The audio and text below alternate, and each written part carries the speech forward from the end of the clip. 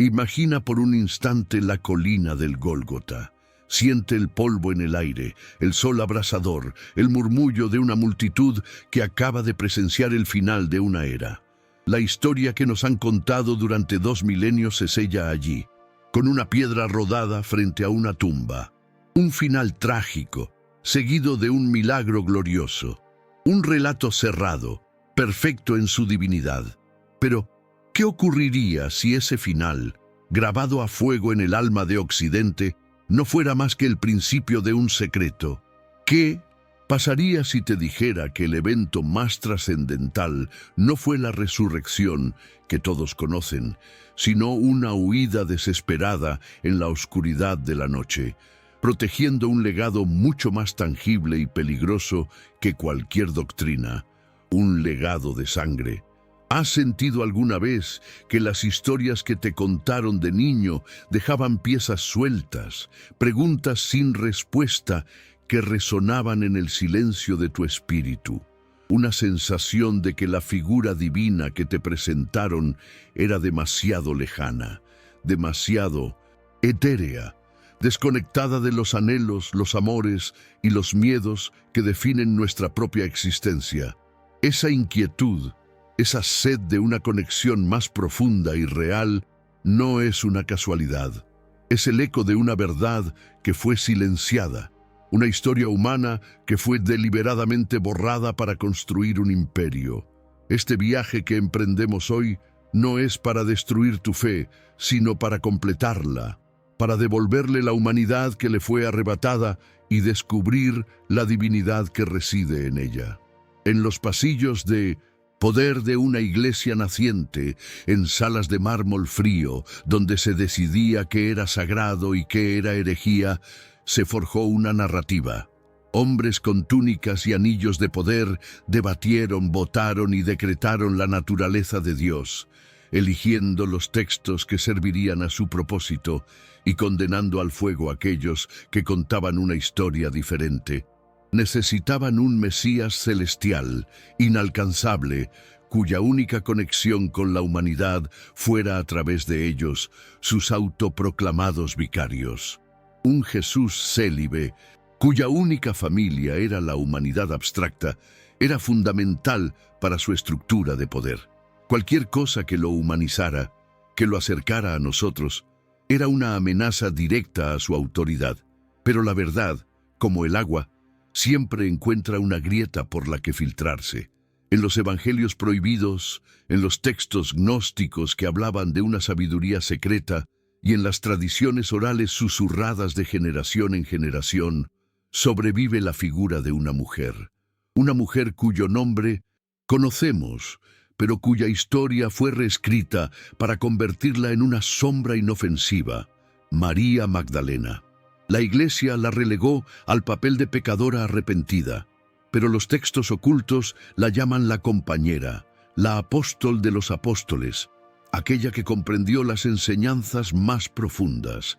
La silenciaron por una razón aterradora, porque en ella residía la llave de una verdad prohibida tan poderosa que, de ser conocida, haría temblar los cimientos de Roma. Este no es solo un misterio antiguo, es el origen de una conspiración que ha atravesado los siglos. Es un secreto que ha costado la vida a miles de personas, que inspiró cruzadas sangrientas contra los cátaros y que se esconde detrás del ascenso y la caída de los caballeros templarios. Imagina la historia como un gran tapiz. Lo que conocemos es el bordado oficial, brillante y ordenado, que nos muestran en las galerías del poder. Pero nosotros, juntos, vamos a darle la vuelta. Vamos a examinar los nudos, los hilos cortados, las figuras que se esconden en el reverso, porque es allí donde se encuentra la verdadera imagen, la revelación que lo cambia todo. Estamos a punto de desvelar el mayor secreto de la cristiandad, una historia de amor, exilio y supervivencia que supera cualquier ficción. Si sientes en tu interior esa llamada a conocer, esa sed de una verdad más profunda y humana, entonces este es tu lugar. Suscríbete ahora a La Voz de los Días y activa la campana de notificaciones.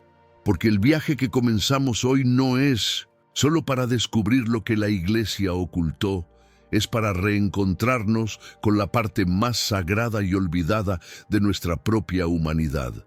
No querrás perderte ni un solo paso de esta revelación.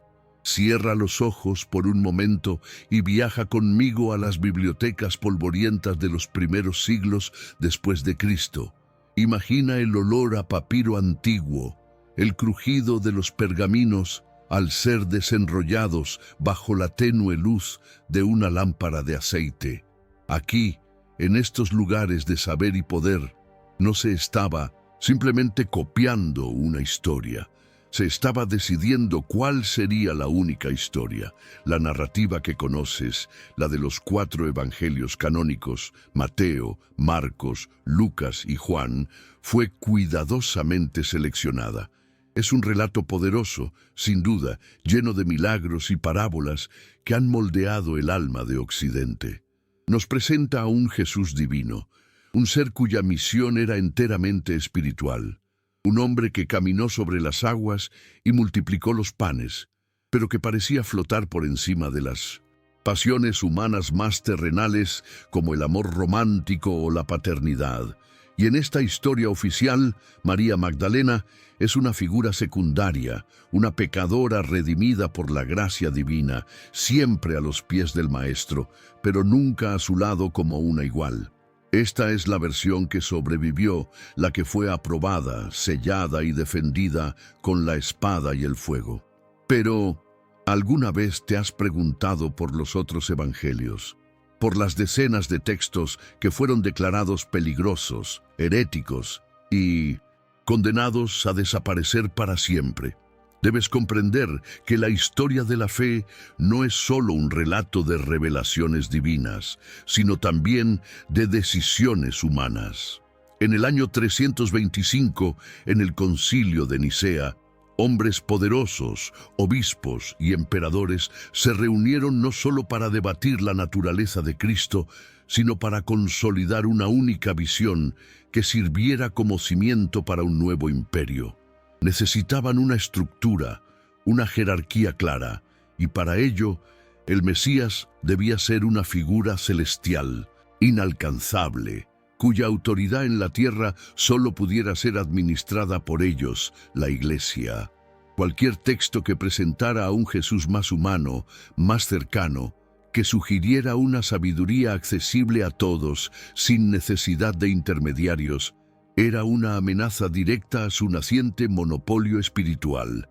Por eso quemaron libros. Por eso persiguieron a los gnósticos que hablaban de un conocimiento interior. No estaban eliminando la mentira, estaban silenciando una verdad alternativa, una verdad prohibida que ponía en jaque toda su estructura de poder. Estaban construyendo un edificio doctrinal, pero para hacerlo, tuvieron que demoler primero otras verdades y enterrar sus escombros en lo más profundo del olvido. Y lo más perturbador de este secreto apenas comienza a revelarse. Es en esos escombros, en los textos que milagrosamente sobrevivieron al fuego y al tiempo, donde encontramos las grietas de la versión oficial. El Evangelio de Felipe, descubierto en Nag Hammadi en 1945, contiene una frase tan explosiva que por sí sola hace temblar los pilares de 2 milenios de dogma. Hablando de María Magdalena, el texto dice: «Y la compañera del Salvador es María Magdalena. Cristo la amaba más que a todos los discípulos y solía besarla a menudo en la boca». La palabra clave aquí, en el original copto, es koinonos. No significa simplemente amiga o seguidora. Es un término que implica una asociación profunda, una pareja, una consorte. No habla de un afecto platónico, sino de una unión íntima y sagrada. Imagina por un instante lo que esto significa. No es la historia de un Dios distante, sino la de un hombre que amó profundamente, que encontró en una mujer a su igual, a la persona que comprendía el núcleo de su mensaje. Esta no es una simple curiosidad religiosa, es la primera pieza de un puzzle que revela una imagen completamente diferente del hombre al que millones adoran. Pero incluso esta revelación palidece ante lo que descubrirás a continuación. Entonces, la pregunta se vuelve inevitable y aterradora para la institución eclesiástica. ¿Por qué se esforzaron tanto en borrar a esta mujer de la historia? ¿Por qué transformar a la koinonos, a la apóstol de los apóstoles, como la llama el Evangelio de María, en una simple prostituta arrepentida? La respuesta es tan lógica como devastadora. Si María Magdalena era la compañera de Jesús, la depositaria de sus enseñanzas más secretas, entonces su autoridad espiritual era, como mínimo, igual a la de Pedro. Pero si su unión fue más allá, si fue un matrimonio consagrado y bendecido con hijos, entonces la amenaza se volvía existencial. Un linaje de sangre, una descendencia directa de Cristo, establecería una línea de sucesión sagrada que haría irrelevante la sucesión apostólica sobre la que se construyó todo el poder de Roma. ¿Quién tendría el verdadero derecho a guiar a la cristiandad? ¿Un papa elegido por un cónclave de hombres o los herederos de la propia sangre del Mesías? Este es el secreto que la Iglesia ocultó con todas sus fuerzas, la verdad que los aterrorizaba y que los llevó a cometer atrocidades en nombre de Dios. Aquí es donde nace el conflicto que ha sangrado a través de los siglos. No es una batalla teológica abstracta, sino una guerra por el control del legado de Cristo. La Iglesia, para proteger su poder terrenal, necesitaba un Jesús célibe y una Magdalena marginada. Crearon una narrativa donde el poder se transmitía a través de una cadena de hombres, de Pedro a los papas. Cualquier otra posibilidad fue declarada herejía, y así comenzó la gran manipulación.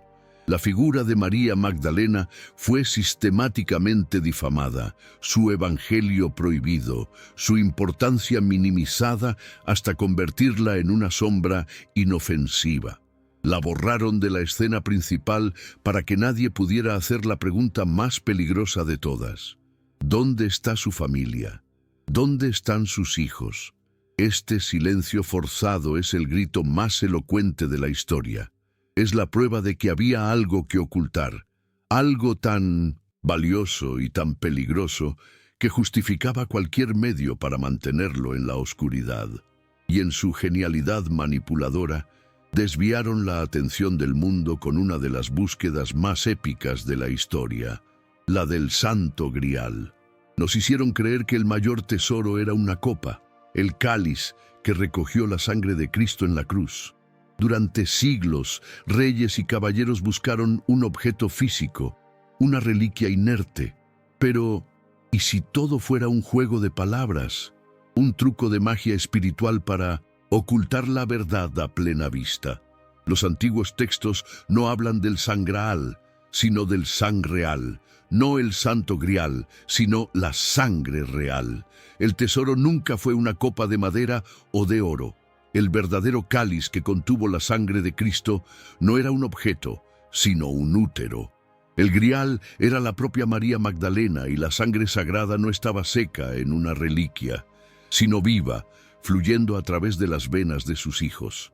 ¿Te das cuenta del alcance de esta revelación? Nos hicieron buscar en desiertos y castillos, cuando el mapa del tesoro estaba escrito en la historia de una mujer silenciada. Esta verdad prohibida no es una mera teoría, es la herida abierta que explica algunas de las páginas más oscuras de la historia de la Iglesia. ¿Por qué la cruzada contra los cátaros en el sur de Francia fue tan brutal, tan desproporcionada? Los cátaros, conocidos como los puros, no eran simples herejes. Las tradiciones locales susurran que eran los guardianes de este secreto, los protectores del linaje que se había establecido en esa región siglos atrás.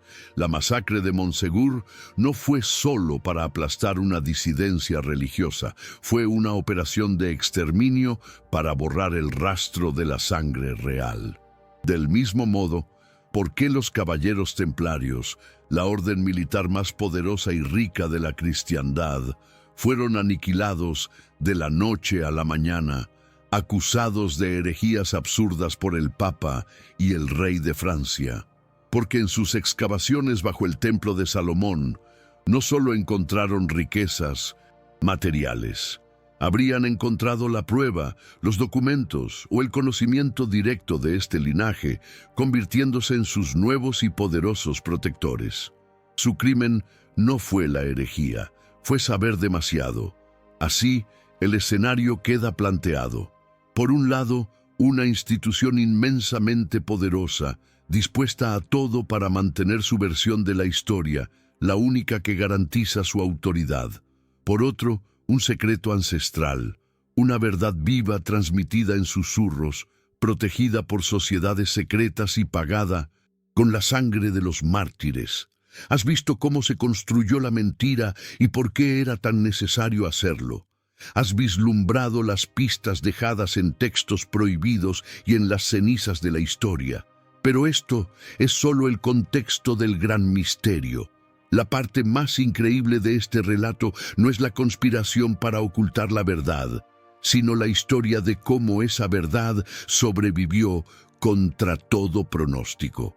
Porque mientras Roma consolidaba su poder en la oscuridad de la noche, una mujer valiente y un pequeño grupo de leales emprendieron una huida desesperada. Una huida que no solo salvaría sus vidas, sino que transportaría el legado más sagrado de la humanidad a una nueva tierra, lejos de sus perseguidores. Y lo que descubrirás sobre ese viaje cambiará para siempre tu visión no solo de la historia, sino del verdadero significado de la fe. Ahora, sé lo que estás pensando. ¿Dónde están las pruebas? En un mundo que exige documentos firmados y evidencias forenses, ¿cómo se puede demostrar una verdad que ha sido sistemáticamente borrada durante 2 milenios? Debes comprender que no estamos buscando un certificado de matrimonio en un archivo polvoriento de Jerusalén. Estamos siguiendo un rastro de susurros, de ecos en textos prohibidos, de anomalías en la propia narrativa oficial que, una vez unidas, dibujan una imagen tan clara y coherente que suprime cualquier duda razonable. Las pruebas de este secreto no son objetos, son las cicatrices que la historia no pudo ocultar, los fantasmas que se niegan a ser exorcizados por el poder. Y la primera pista, irónicamente, se esconde a plena vista en el libro que la propia Iglesia te ha entregado. Abre el Evangelio de Juan, capítulo 12.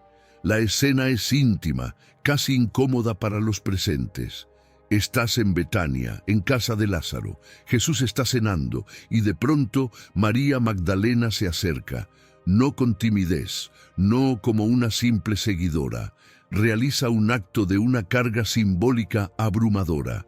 Toma un frasco de perfume de nardo puro, un ungüento increíblemente caro, y unge los pies de Jesús, secándolos después con su propio cabello.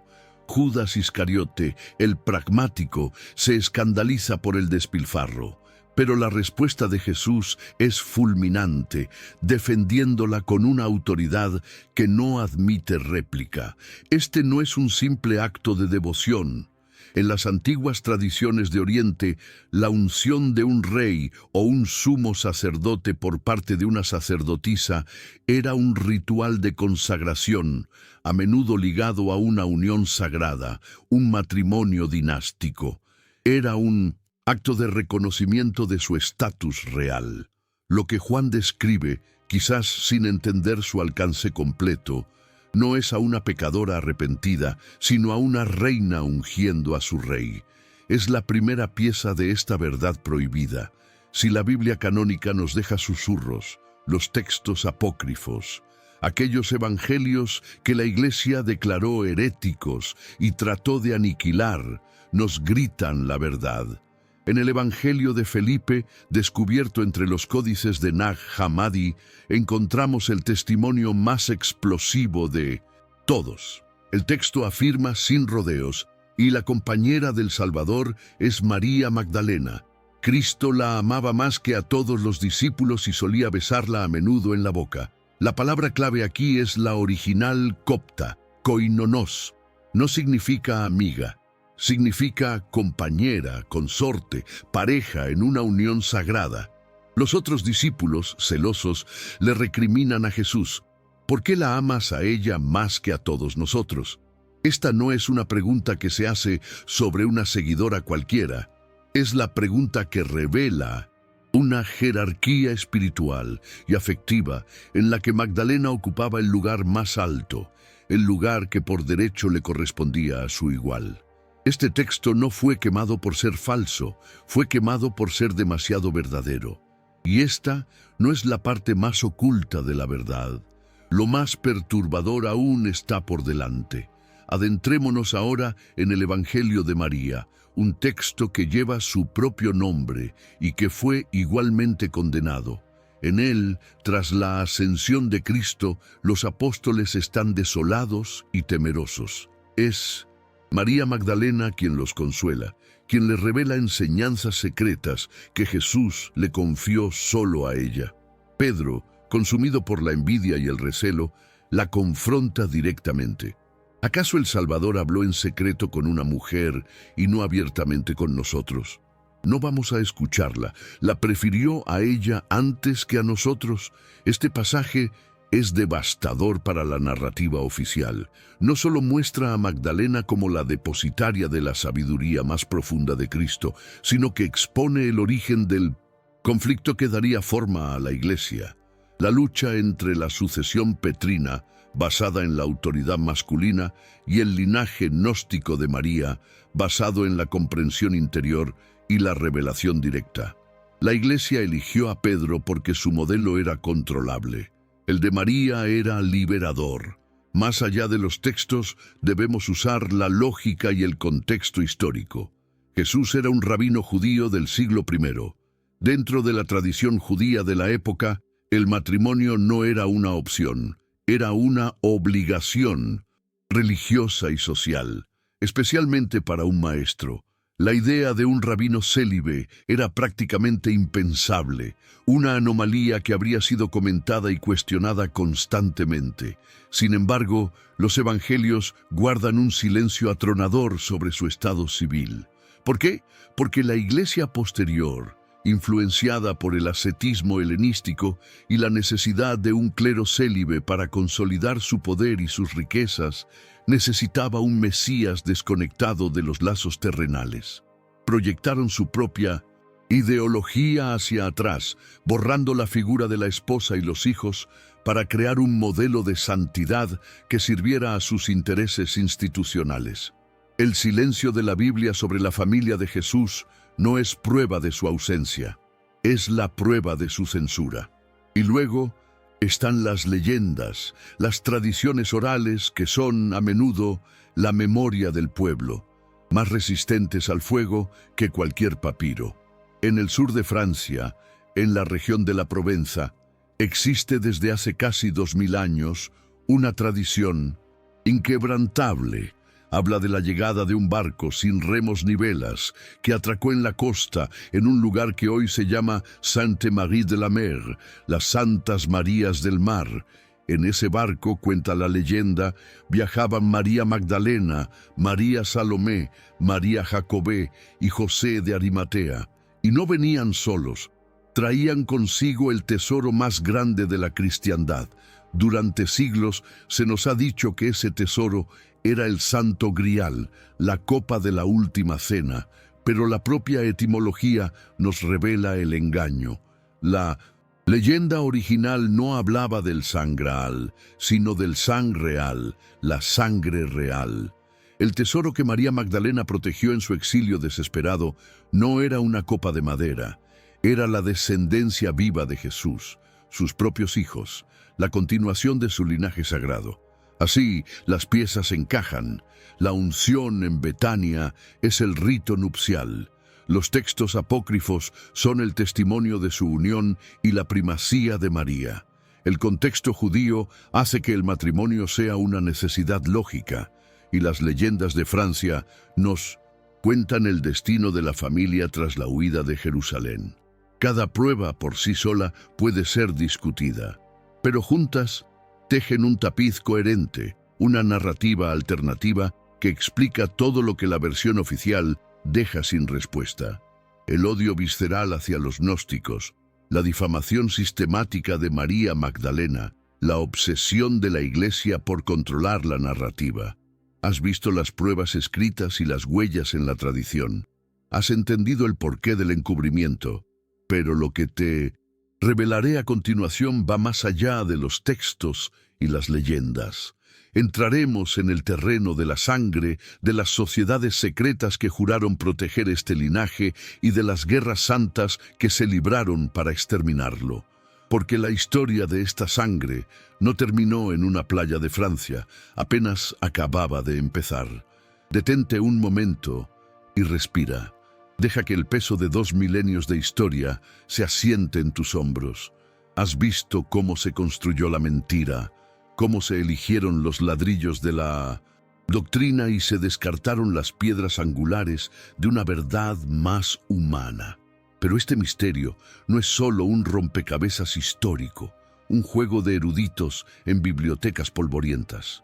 Es un espejo que refleja la herida más profunda de tu propia alma.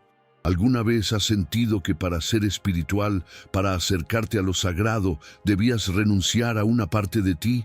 ¿Que el amor, la pasión, la familia eran de alguna manera distracciones del camino divino en lugar de ser el camino mismo? Esa sensación de desconexión, esa fractura entre tu cuerpo y tu espíritu no es tuya, fue implantada. Es el eco de la mentira que te estamos desvelando, la consecuencia directa de lo que la Iglesia ocultó. Nos presentaron un Mesías etéreo, un Dios que caminaba por encima de las emociones humanas más fundamentales. Y al hacerlo, nos enseñaron a desconfiar de nuestra propia humanidad. Nos dijeron que el cuerpo era una prisión para el alma, que el deseo era pecado y que el amor terrenal era una empálida imitación del amor divino. Pero, ¿y si esa fuera la mayor de las herejías? La revelación de un Jesús que amó a una mujer hasta hacerla su compañera, que formó una familia y que vertió su legado en la sangre de sus hijos, no disminuye su divinidad. La magnifica, la hace real. Nos enseña que lo sagrado no se encuentra huyendo del mundo, sino abrazándolo. Que la divinidad se manifiesta en la unión de 2 almas, en la risa de un hijo, en la lealtad de una familia que se protege contra un mundo hostil. Este no es un secreto que destruye la fe, es una verdad que la libera, que te permite por fin reconciliar tu espíritu con tu carne. Piensa en la figura de María Magdalena. Al convertirla en una prostituta arrepentida, la Iglesia no solo difamó a una mujer, amputó el principio femenino sagrado del corazón de su propia teología. Crearon un panteón exclusivamente masculino, una trinidad de Padre, Hijo y Espíritu Santo, donde la madre, la esposa, la hija, la diosa, no tenían cabida. Borraron la sabiduría intuitiva, la compasión nutricia, el poder de la creación que reside en lo femenino, y al hacerlo, crearon un desequilibrio que ha sangrado a través de la historia en forma de guerras, opresión y una profunda desconexión con la tierra. Devolver a María Magdalena su verdadero lugar como compañera de Cristo no es solo un acto de justicia histórica, es un acto de sanación espiritual para todos nosotros. Es restaurar el equilibrio perdido, reconocer que lo divino tiene un rostro tanto masculino como femenino y que solo en su unión podemos encontrar la plenitud. Y es en esta verdad humana, en este amor sagrado, donde la historia da un giro desesperado y se convierte en una leyenda de supervivencia. Regresa conmigo a esa noche en Jerusalén, una noche sin luna, espesa con el olor a sangre y a miedo. La crucifixión no fue el final, fue una señal para que los leales actuaran. Mientras los discípulos varones se escondían, paralizados por el terror, un pequeño grupo, liderado por el valiente y rico José de Arimatea, puso en marcha un plan forjado en el secreto. No estaban salvando un cuerpo para ser enterrado, estaban salvando el futuro. Imagina la escena en un puerto clandestino, lejos de las miradas de los soldados romanos. Una barca pequeña y frágil, mecida por las olas negras del Mediterráneo. A bordo, una María Magdalena cuyo dolor por la pérdida de su amado se mezclaba con la feroz determinación de una madre que protege a su prole. Porque no viajaba sola, llevaba consigo el tesoro, la herencia viva, el secreto que respiraba en su vientre o se aferraba a sus faldas. No huyeron al azar. No se lanzaron a la mar esperando un milagro. Su destino estaba fijado: la Galia, la costa sur de lo que hoy es Francia. ¿Por qué allí? Porque durante siglos esa región había sido un refugio para comunidades disidentes, para colonias judías que habían escapado de persecuciones anteriores y para escuelas de pensamiento gnóstico que veían lo divino de una forma muy diferente a la ortodoxia que empezaba a gestarse. Era una tierra de libertad espiritual, un lugar donde una semilla tan preciosa y peligrosa podría germinar en secreto. Siente el alivio en sus pulmones cuando, tras semanas de un viaje incierto, divisan la costa rocosa de la Provenza. El olor a pino y a lavanda mezclándose con el salitre. No era solo tierra firme, era la promesa de un nuevo comienzo, un santuario donde la sangre real podría echar raíces, lejos de la espada, de Roma y de la daga de sus nuevos enemigos religiosos. Es en esta tierra fértil donde la mayor manipulación semántica de la historia comienza a tomar forma, un velo tejido para proteger la verdad a plena vista. La historia de su llegada, del tesoro que traían consigo, se empezó a susurrar de generación en generación, pero para protegerlo había que codificarlo. Y así, la historia del sang real, la sangre real, se transformó lentamente en la leyenda del Sangral, el Santo Grial. ¿Te das cuenta de la genialidad de este engaño protector? Mientras el mundo se lanzaba a una búsqueda frenética de una copa de madera, de un cáliz físico, el verdadero tesoro crecía, amaba y se multiplicaba en las aldeas y castillos del Languedoc. La Iglesia, en su arrogancia, persiguió un objeto sin darse cuenta de que la verdad prohibida que tanto temían era una familia, un linaje, una herencia de carne y hueso. Este linaje no sobrevivió por casualidad.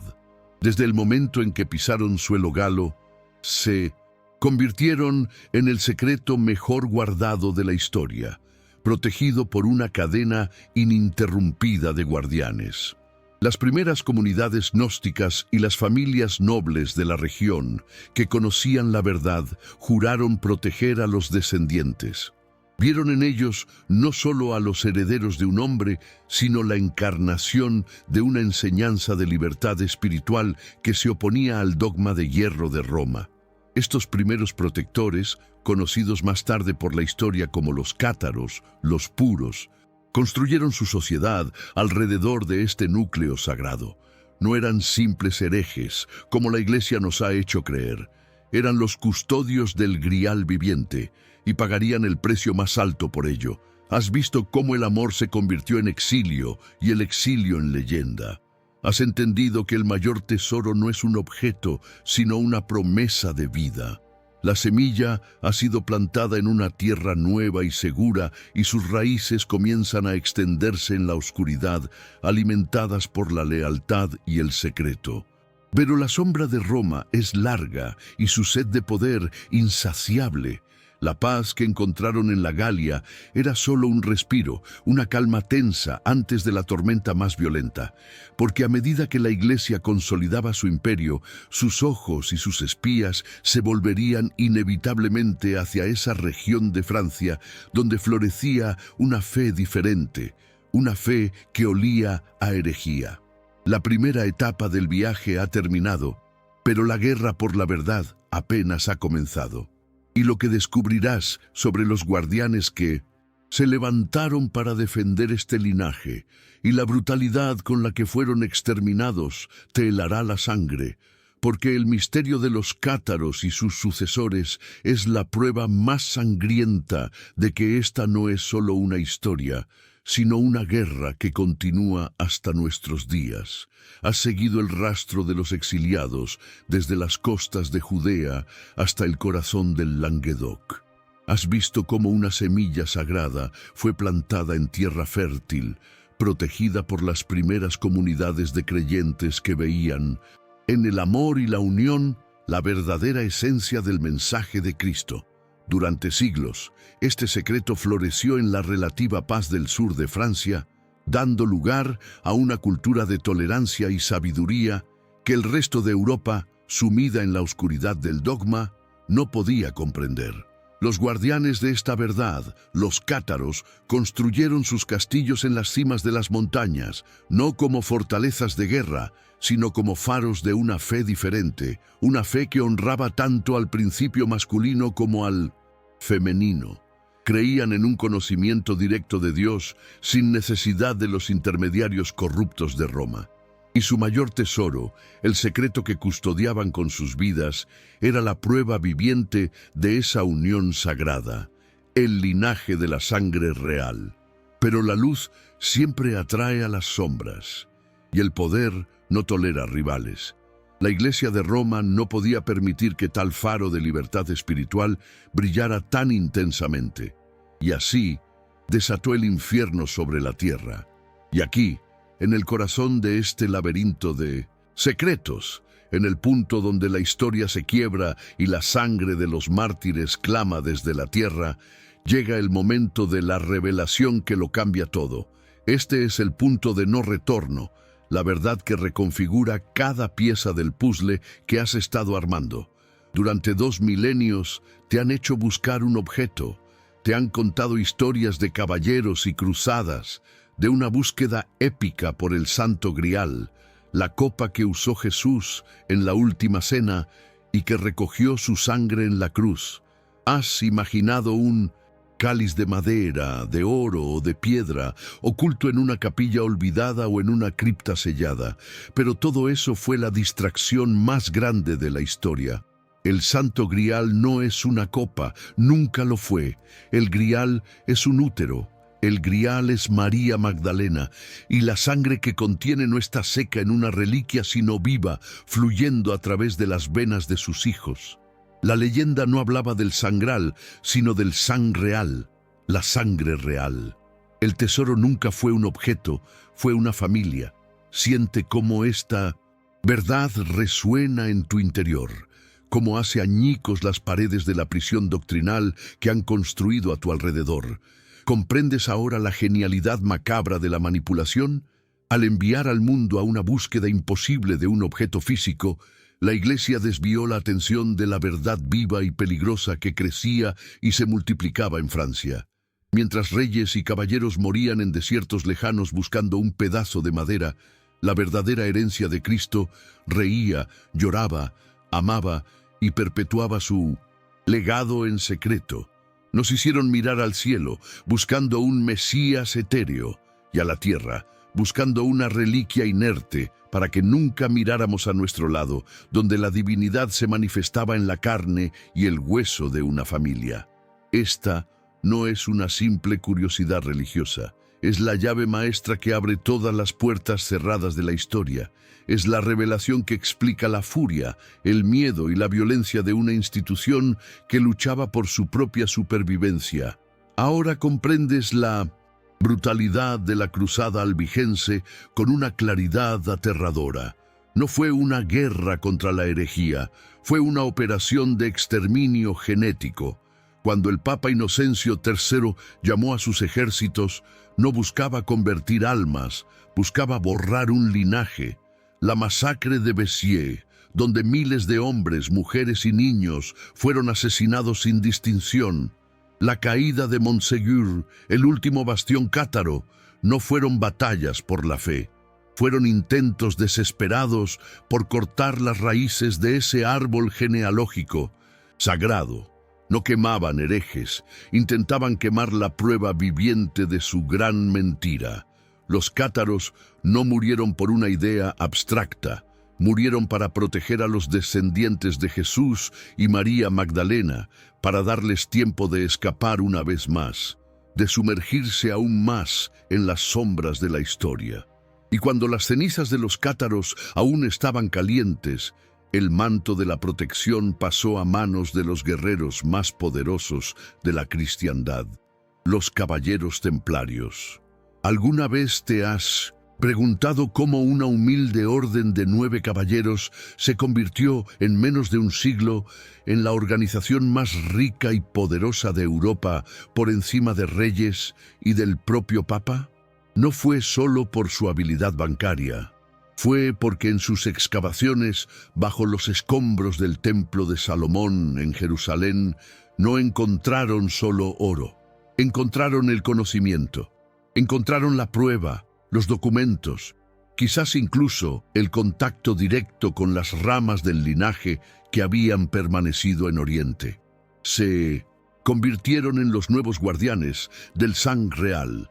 Su inmenso poder no residía en sus tesoros, sino en el secreto que poseían, un secreto que les daba un poder de chantaje inmenso sobre el Vaticano. Y por eso, al igual que los cátaros, tuvieron que ser aniquilados. Su crimen no fue la idolatría de la que se les acusó, fue saber la verdad prohibida. Esta revelación no solo cambia la historia, debe cambiarte a ti. La búsqueda de lo sagrado no es una expedición arqueológica para encontrar objetos antiguos. Es un viaje hacia adentro, hacia el reconocimiento de la chispa divina que reside en tu propia sangre, en tu propia herencia, en tu capacidad de amar y crear vida. La verdad que la Iglesia ocultó es que no necesitas un intermediario para conectar con lo divino, porque lo divino fluye a través de ti. Al negar la familia de Jesús, negaron la santidad de la tuya. Al demonizar a María Magdalena, demonizaron el poder sagrado de lo femenino que reside en cada hombre y cada mujer. Restaurar esta verdad es reclamar tu herencia espiritual completa, una herencia donde el cuerpo no es un pecado, sino un templo, y el amor no es una distracción, sino la más alta forma de oración. Pero la pregunta que ahora arde en tu mente es tan inevitable como peligrosa. Si los cátaros fueron masacrados y los templarios disueltos, ¿qué ocurrió con el linaje? ¿Logró Roma finalmente su objetivo de exterminar la sangre real? ¿O acaso la supervivencia es la característica más persistente de lo sagrado? ¿Has llegado al punto de inflexión? Has contemplado la verdad en su forma más cruda y luminosa. Has visto caer a los guardianes. Podrías pensar que la historia termina aquí, en una tragedia de fuego y sangre. Pero ni siquiera esta revelación sobre los guardianes caídos es la parte más asombrosa de esta historia. Lo que sucedió después, en las sombras de una Europa convulsionada, es aún más increíble y desafía todo lo que creías saber sobre el poder y el secreto, porque el exterminio de los templarios en la infame mañana del viernes 13 de 1307 no fue un final, fue una transformación. El secreto no murió con ellos. Simplemente se despojó de su armadura y se vistió con un manto de invisibilidad aún más profundo. Antes de que las hogueras se encendieran, la flota templaria zarpó de La Rochelle con rumbo desconocido, llevándose consigo el tesoro, el conocimiento y posiblemente a los propios herederos del linaje. La protección no había terminado. Una nueva hermandad, más discreta, más astuta, nacida de las cenizas del temple, recogió la antorcha. Una sociedad secreta cuyo nombre ha sido susurrado a lo largo de los siglos, vinculada a los más grandes genios de la humanidad, desde Leonardo da Vinci hasta Isaac Newton. y la historia de cómo ellos protegieron la sangre real hasta nuestros días es el capítulo más oculto y fascinante de este misterio. El círculo se cierra, pero no como te lo han contado. Has llegado al final del laberinto. Has seguido el hilo de sangre y secreto a través de los siglos, y ahora te encuentras ante la última puerta. La pregunta que arde en el aire es devastadora. Si los cátaros fueron quemados y los templarios disueltos, ¿murió con ellos la esperanza?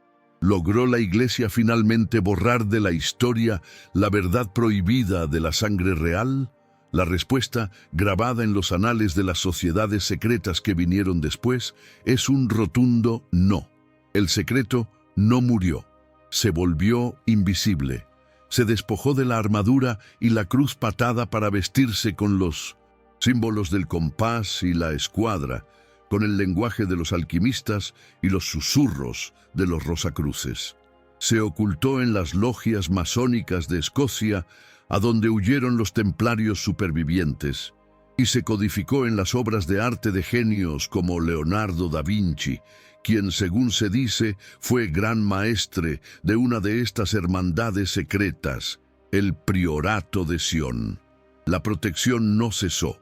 La cadena de guardianes nunca se rompió. Simplemente aprendieron que la mejor forma de proteger la luz no es enfrentándose a la oscuridad de frente, sino convirtiéndose en una sombra indetectable. El linaje sobrevivió, no en tronos ni en palacios, sino en el anonimato, mezclándose con la gente común, esperando el momento en que el mundo estuviera listo para escuchar su historia. Ahora detente, respira hondo y mira hacia atrás, al camino que hemos recorrido juntos.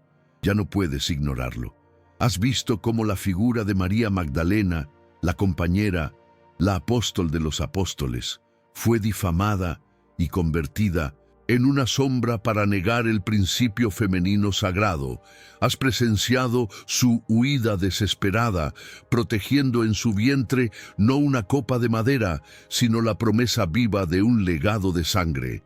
Has entendido la genialidad de la mayor manipulación de la historia, la transformación del sangreal, la sangre real, en la leyenda del sangral, una búsqueda inútil que desvió la atención del mundo durante 2 milenios. Has sentido el calor de las hogueras que consumieron a los cátaros y el frío del acero que acabó con los templarios, mártires que no murieron por una idea, sino por proteger a una familia. Las piezas encajan con una coherencia aterradora. Ya no es una teoría, es un tapiz tejido con los hilos que la historia oficial intentó cortar y quemar. Has visto por fin lo que la Iglesia ocultó, y no es una simple curiosidad religiosa, es la llave que reescribe nuestra comprensión de la fe, del poder y de la divinidad misma. Y aquí es donde la historia deja de ser sobre el pasado y se convierte en una revelación sobre ti. ¿Qué haces ahora con esta verdad? Porque este secreto no te ha sido revelado para que destruyas tu fe, sino para que la reclames como tuya.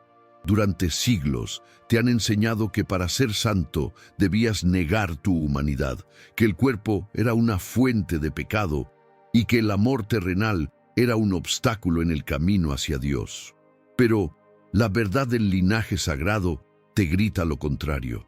Te dice que Dios se encarnó no solo en un hombre, sino en una familia, que la divinidad no se encuentra en el celibato forzado, sino en la unión sagrada de 2 almas, que el espíritu no se manifiesta huyendo del mundo, sino abrazándolo con cada fibra de tu ser. Esta verdad prohibida te libera de la culpa impuesta. Te da permiso para ser plenamente humano, para amar sin reservas, para ver la santidad en el rostro de tu pareja, en la risa de tus hijos, en la lealtad de tu propia sangre. Te enseña que tu cuerpo no es una prisión, sino el templo más sagrado que existe, el verdadero cáliz que contiene la chispa de lo divino. Esta es la lección universal que resuena desde el fondo de los tiempos. El mayor secreto que la Iglesia ocultó no es que Jesús tuviera hijos. El mayor secreto es que tú también eres de linaje divino.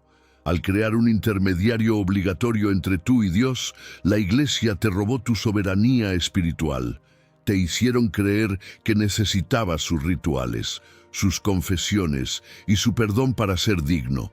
Pero la historia de la sangre real es la historia de una herencia directa, una conexión que no necesita permisos ni mediadores.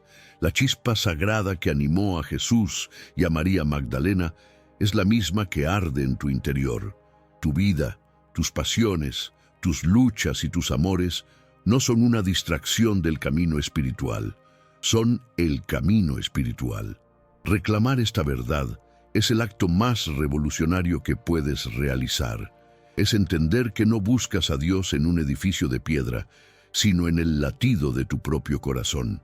Tu fe no depende de un libro editado por concilios de poder, sino de la experiencia viva y directa de lo sagrado en tu existencia. El viaje ha llegado a su fin, pero tu verdadera travesía apenas comienza. La verdad no es algo que se posee, es algo que se vive. Esta revelación no es un punto final, sino una puerta que se abre a una comprensión más profunda y personal de tu propio espíritu. Si este viaje ha despertado algo en lo más hondo de tu ser, si ha hecho resonar una cuerda olvidada en tu alma, entonces nuestra misión ha comenzado a cumplirse. No dejes que esta llama se apague. Suscríbete a La Voz de los Días, activa las notificaciones y comparte este mensaje con todos aquellos que buscan respuestas más allá de los dogmas.